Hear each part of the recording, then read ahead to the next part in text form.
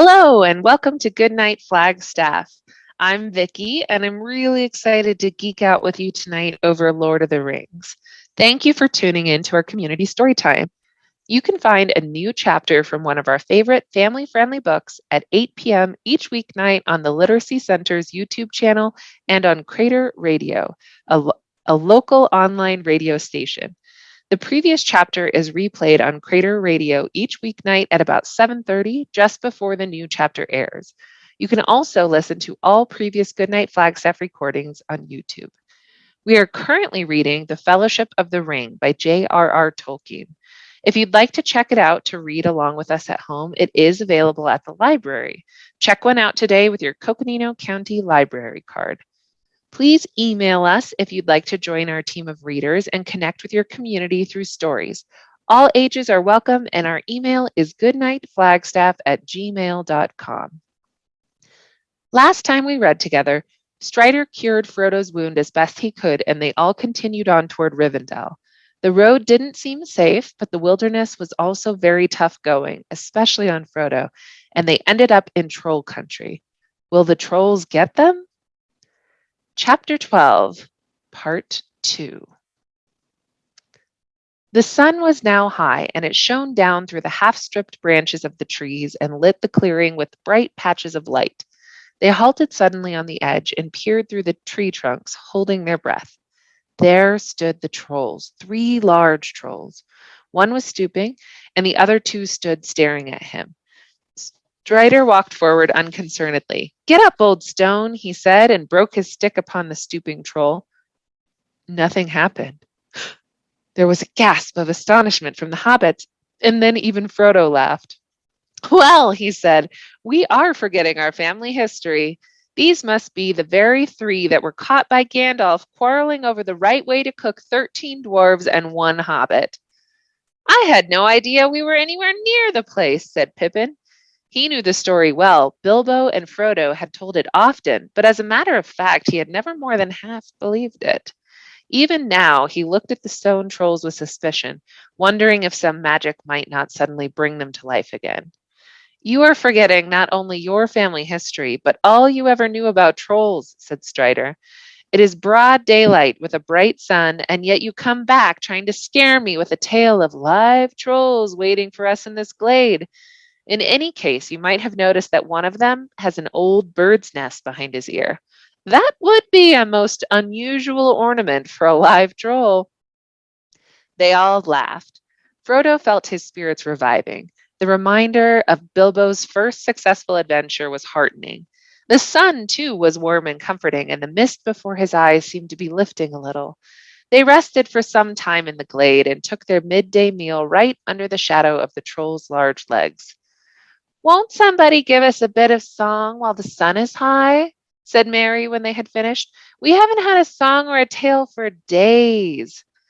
"Not since Weathertop," said Frodo. The others looked at him.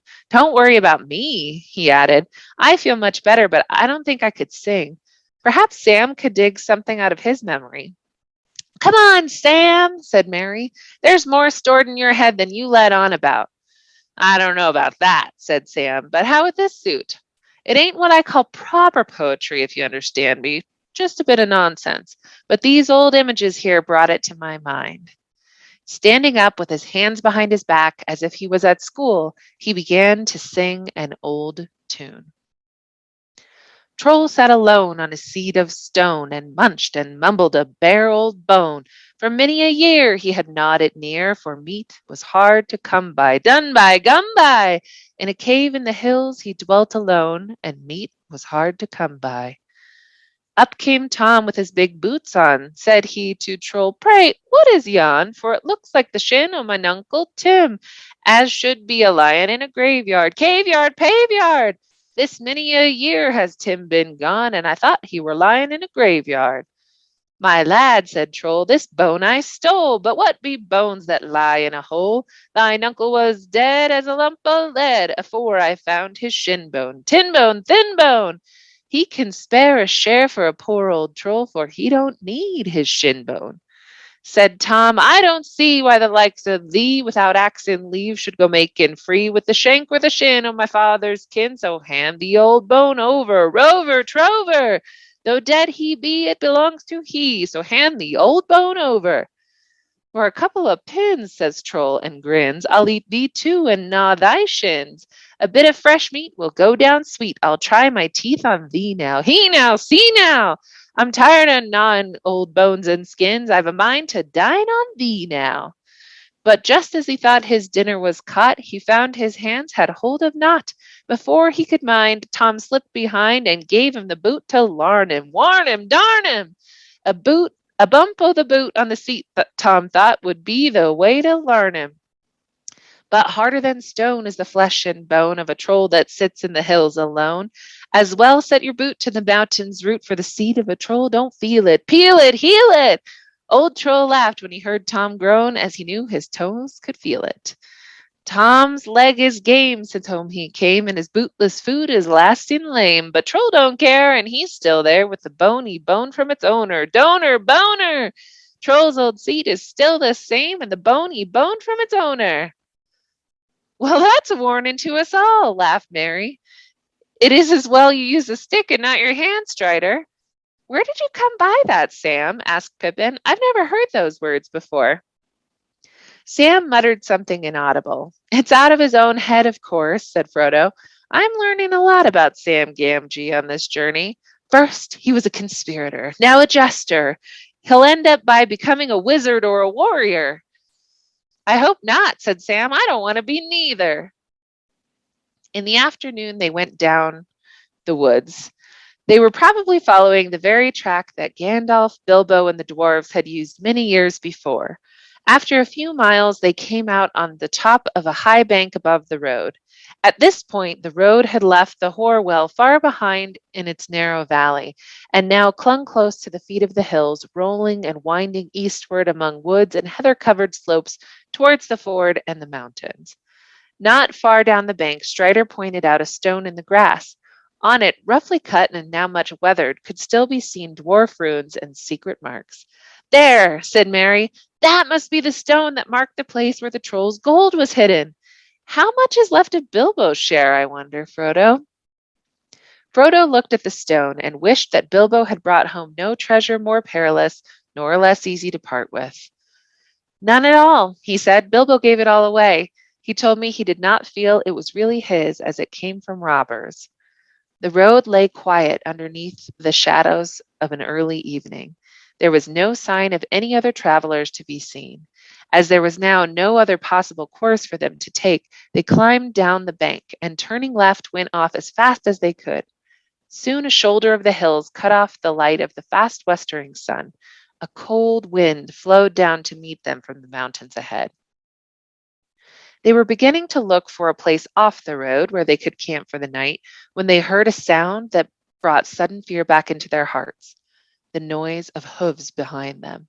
They looked back, but they could not see far because of the many windings and rollings of the road. As quickly as they could, they scrambled off the beaten way and up into the deep heather and bilberry brushwood on the slopes above until they came to a small patch of thick-growing hazels. As they peered out from among the bushes, they could see the road, faint and gray in the failing light, some 30 feet below them.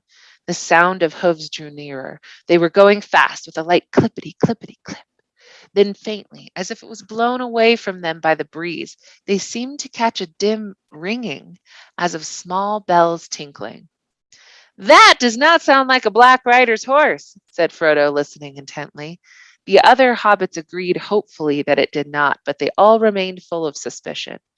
They had been in fear of pursuit for so long that any sound from behind seemed ominous and unfriendly. But Strider was now leaning forward, stooped to the ground, with a hand to his ear and a look of joy on his face. The light faded, and the leaves on the bushes rustled softly. Clearer and nearer now the bells jingled, and clippity-clip came the quick trotting feet. Suddenly, into view below came a white horse, gleaming in the shadows, running swiftly. In the dusk, its head stall flickered and flashed, as if it were studded with gems like living stars. The rider's cloak streamed behind him. and his hood was thrown back. His golden hair flowed shimmering in the wind of his speed. To Frodo, it appeared that a white light was shining through the form and raiment of the rider as if through a thin veil. Strider sprang from hiding and dashed down toward the roads, leaping with a cry through the heather. But even before he had moved or called, the rider had reined in his horse and halted, looking up towards the thicket where they stood.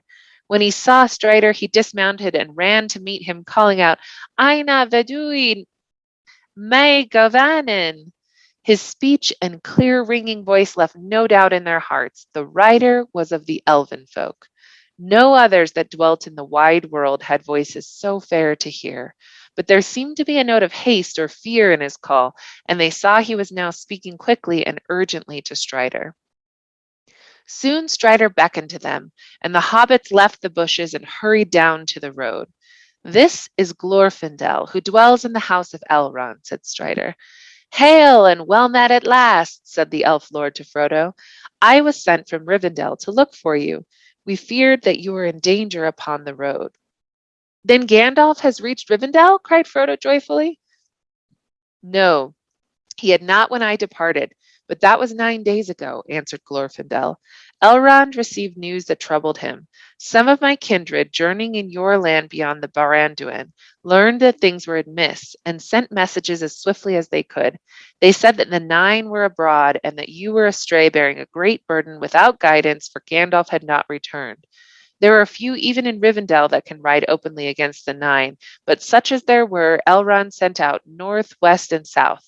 It was thought you might turn far aside to avoid pursuit and become lost in the wilderness.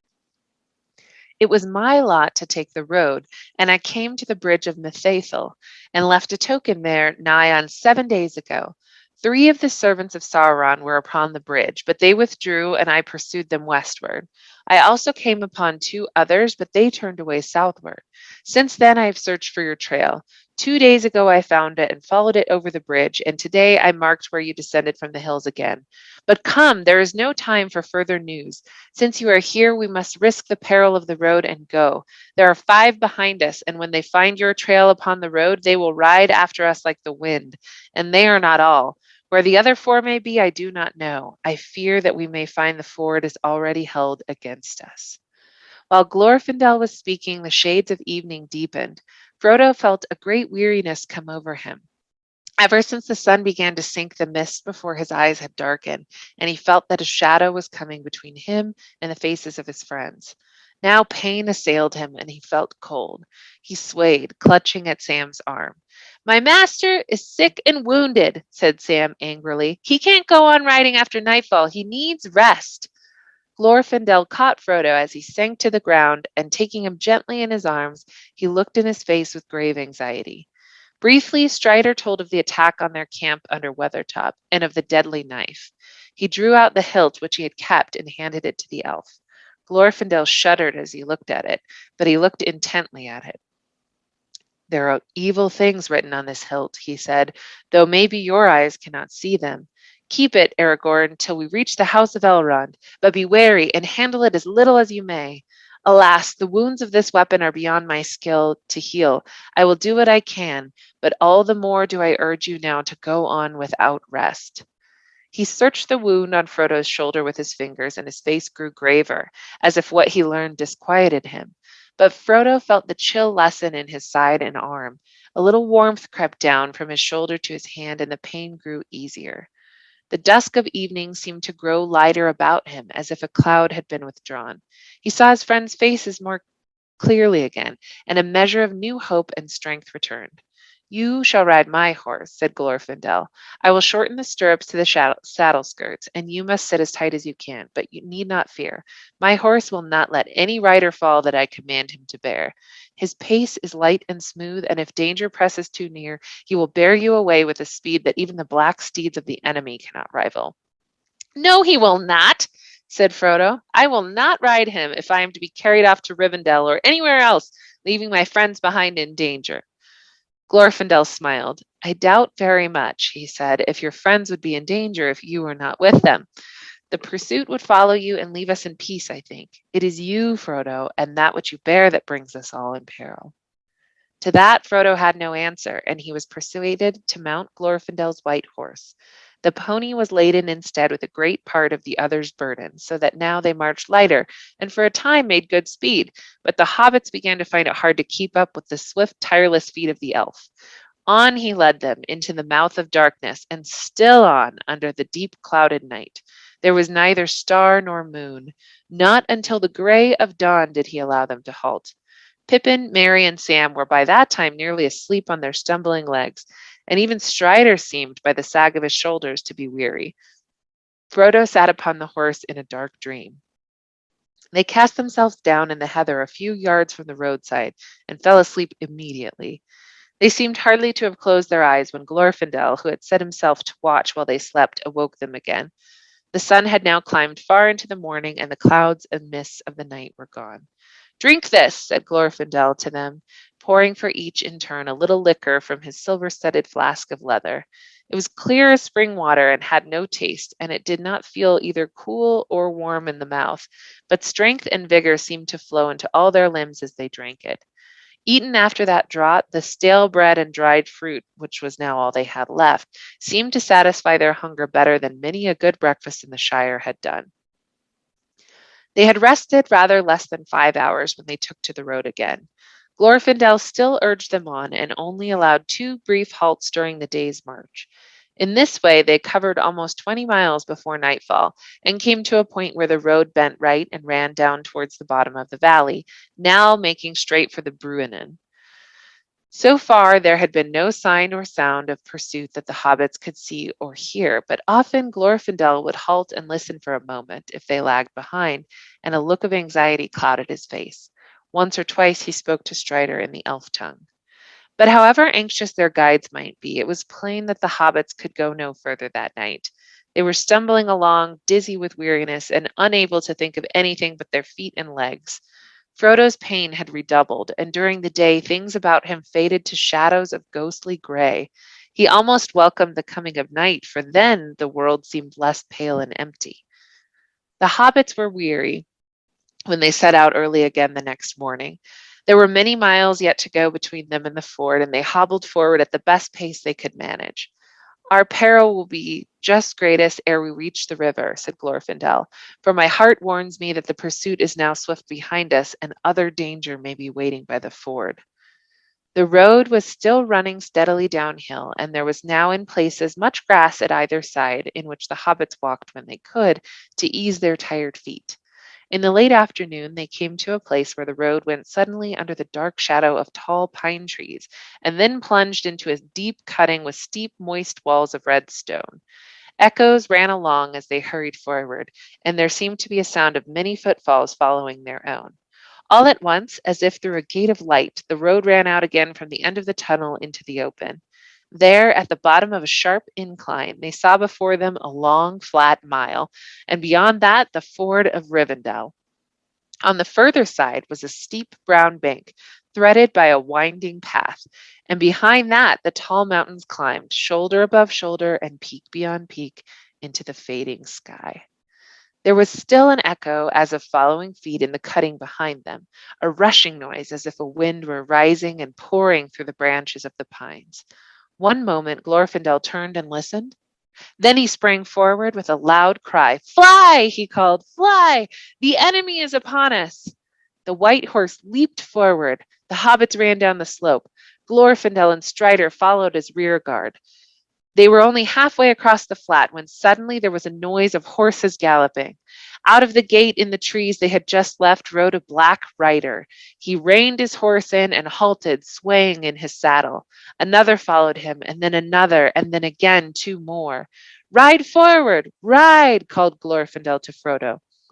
He did not obey at once, for a strange reluctance seized him. Checking the horse to a walk, he turned and looked back. The riders seemed to sit upon their great steeds like threatening statues upon a hill, dark and solid, while all the woods and land about them receded as if into mist. Suddenly he knew in his heart that they were silently commanding him to wait. Then at once fear and hatred awoke in him. His hand left the bridle and gripped the hilt of his sword, and with a red flash he drew it. Ride on, called Glorfindel, and then aloud and clear he called to the horse in the elf tongue, Norolim, Asphaloth. At once the white horse sprang away and sped like the wind along the last lap of the road. At the same moment, the black horses leaped down the hill in pursuit, and from the riders came a terrible cry, such as Frodo had heard filling the woods with horror in the East Farthing far away. It was answered, and to the dismay of Frodo and his friends, out from the trees and rocks away on the left, 4 other riders came flying. 2 rode towards Frodo, 2 galloped madly towards the ford to cut off his escape. They seemed to him to run like the wind and to grow swiftly larger and darker as their courses converged with his. Frodo looked back for a moment over his shoulder. He could no longer see his friends. The riders behind were falling back. Even their great steeds were no match in speed for the white elf horse of Glorfindel. He looked forward again, and hope faded.